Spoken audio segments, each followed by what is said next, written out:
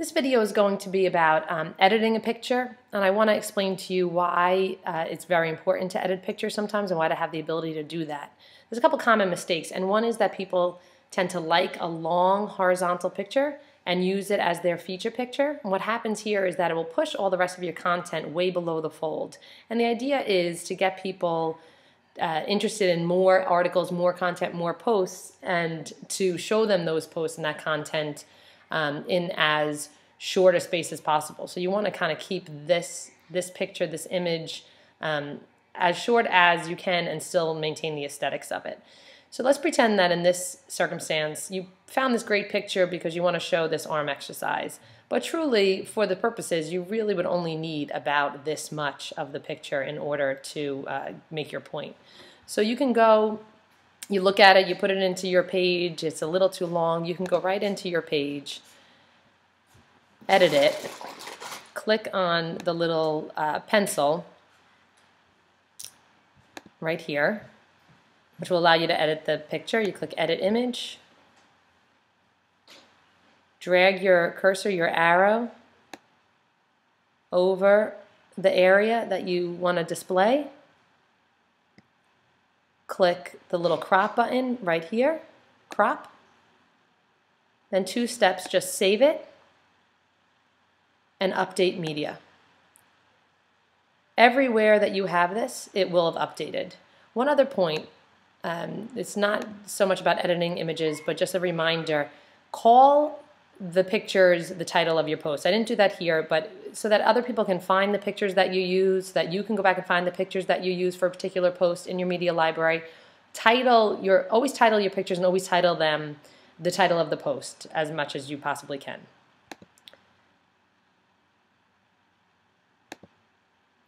So now when we update, this should have updated with our fixed image. It does look like it did here. Let's look at the home page. And it did. And what this is going to do is allow you just to let more content show below the fold. And I'm on my little computer. My bigger computer actually would show probably about this much.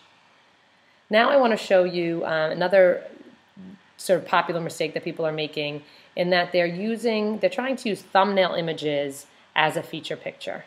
And what happens when you do that, so right over here, just for the ease of the video, I saved a thumbnail picture. I just basically took one off the Ridgewood site and dragged it over to my desktop. And now I'm going to go ahead and try to use that as my feature image on a home page. Same is true for any of the subpages. So we'll get rid of this one. We'll add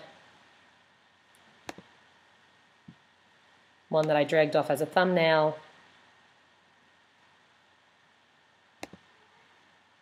I'm not going to bother naming it or anything, just for the sake of getting you through this video.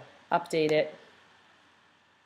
We'll take a look and see what happens. Some thumbnails transfer in a little bit better than others, but as a rule, you can never transfer a thumbnail image because it becomes blurry.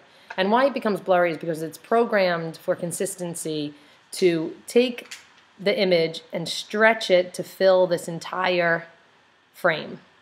It won't stretch it to fill vertically, it will stretch it to fill horizontally. So you can make a picture as short as you want it to be, but you cannot make it you have to choose the right width. And the way to do that is to pick the picture in full size and then put it in as a featured post, because it just doesn't work. It's trying to take a 150 by 150 image and stretch it to meet a 560 pixel width. So if you go into the site where you want to take the picture, so here's the thumbnail picture, but you can very easily get back to its full size. Just double click on it, and here's the full size image. You can go ahead and drag that into your desktop, which I've already done here. And you'll see that that makes all the difference in the world when you go ahead and you want to edit the home page or a subpage. So we'll get rid of that. We'll add the full size.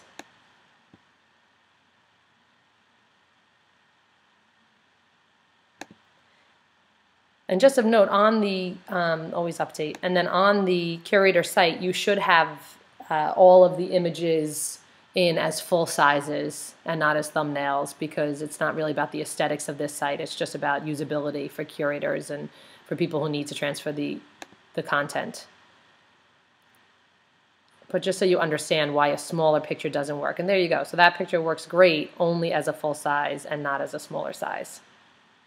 One other thing that I just want to show you, oftentimes what will happen, so a thumbnail image is taken 150 pixel by 150 pixel from the center of a picture. So it will be a center square of the picture. And sometimes this will cut off images that you want to be visible. So let me just go to our dashboard, go to our media, and show you why it can sometimes be useful, even if you're just using a picture as a thumbnail, to edit it down. So here's the arm exercise picture, and the woman's face is completely cut off here. And, you know, it just doesn't look great. So we can go ahead and edit that, even if it's just used for a thumbnail. A lot of photographers will use a lot of white space to the right or left of a picture, and sometimes that can mess up where your center image is. So what I'm going to do here is crop it.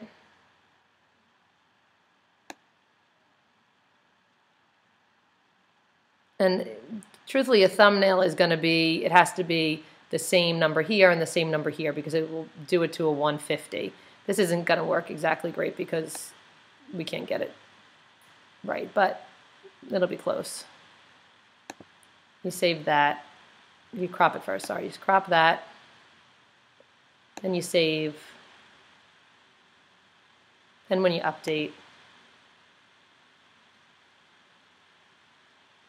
you'll see that our thumbnail is what is shown here, and that for an exercise photo you probably want the weight in it, but just so you can understand that you can also change things just so that your thumbnail looks the way you want it to look.